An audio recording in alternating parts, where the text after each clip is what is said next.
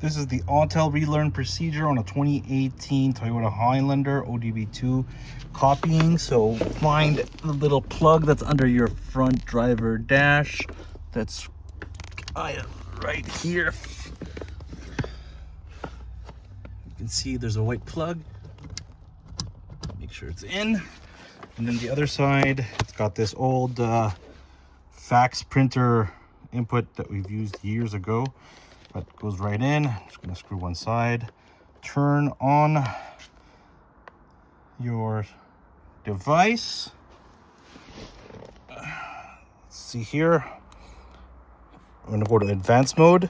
It's already set up to go to Toyota Highlander. And I found the standard key, which is what I have here. Not the fancy smart keys, with the 2014 to 2019. And we're going to do a sensor programming, copy by OBD. So we want to turn on the ignition. So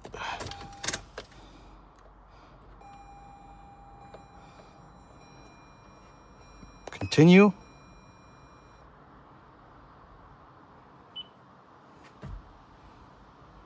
Recording started. Reading the sensors. Okay.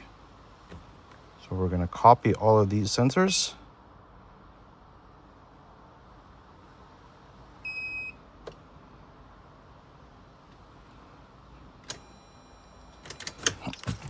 I'm going to remove this.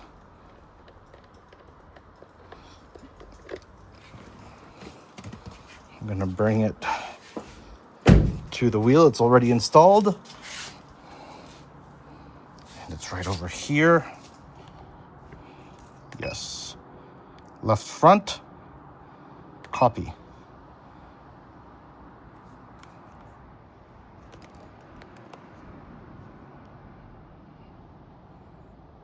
Programming. Now this is my first time. I got the device recently, and now I don't have to go to the mechanic. It's kind of a DIY solution. I don't have to go to Toyota, and I got them on my summer tires versus my winter tires, so I don't have to. There we go. So it's got all the details there. Any key to continue. Now we're going to go to the right front.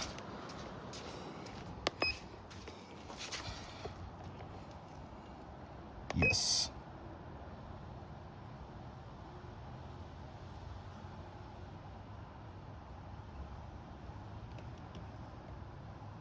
This is the wireless model. The only annoying thing, which I didn't show on this video, is updating your device, because I have to connect to Wi-Fi and you have to enter in everything on this keypad.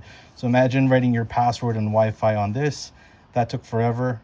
But once it's done, pretty easy. So now we want to go to the rear right.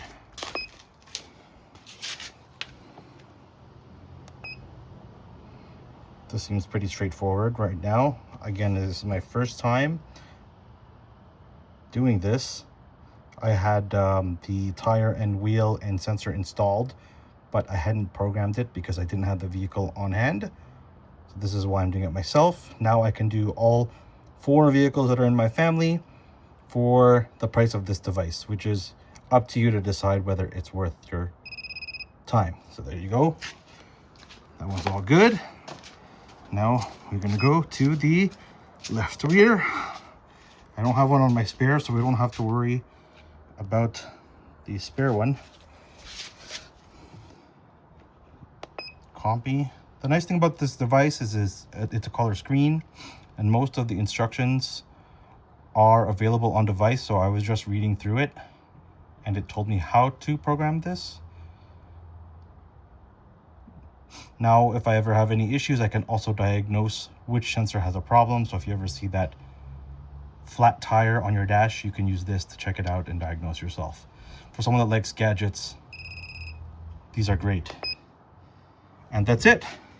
So now those sensor IDs from this car's computer will now recognize all 4 tires. You just got to drive it, and you'll see that the light on the dash is no longer there. Hopefully this was useful for you. I took a while to figure it out. So I'm hoping this helps somebody out there that's looking at the same type of vehicle, same type of device.